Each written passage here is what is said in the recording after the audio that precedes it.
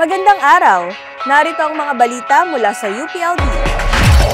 UPLB at Bataan magtutulungan para sa Sustainable Land Use and Resource Management. Si PAF nagsagawa ng leadership training sa Zambales. CL Foliosco Group nagkaloob ng bagong equipment sa SEAT.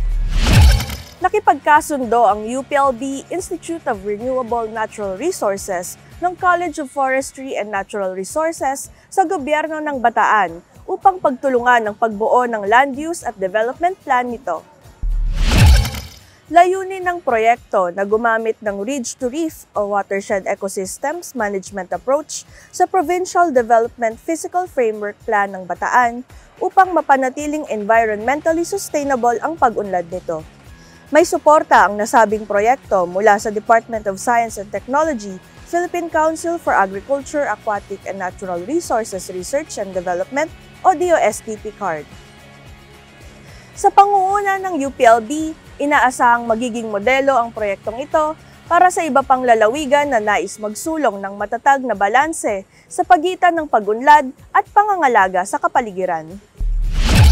Pinangunahan ng UPLB College of Public Affairs and Development o SIPAF ang isang Servant Leadership Training at Provincial Youth Development Plan Write Shop para sa mga leader kabataan ng Mountain Province sa Nagsasa Island, Pundakit, Zambales.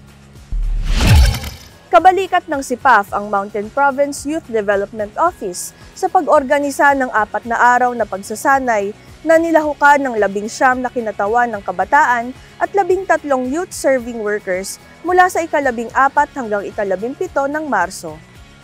Tinalakay sa training ang kahalagahan ng participatory governance, mga pangunahing isyong pangkabataan at ang mga mungkahing maaaring isakatuparan sa pamamagitan ng pagtutulungan ng iba't ibang sektor.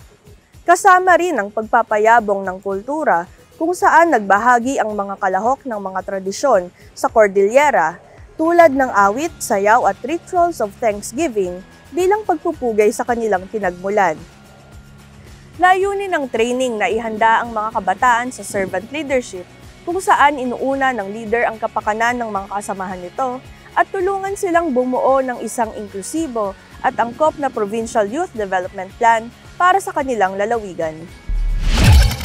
Nakatanggap ng bagong equipment ang UPLB College of Engineering and Agro-Industrial Technology o SEAT mula sa CL Foliosco Group noong Biyernes, April 4. Magagamit ng mga estudyante ng SEAT ang bagong cutaway 4-wheel drive tractor na ibinigay ng CL Foliosco Group sa UPLB sa pag-aaral ng mga traktora at makinarya. Ayon kay SEAT Dean Rex Demafilis, magagamit ang traktora sa Agricultural and Biosystems Engineering, Mechanical Engineering at Industrial Engineering.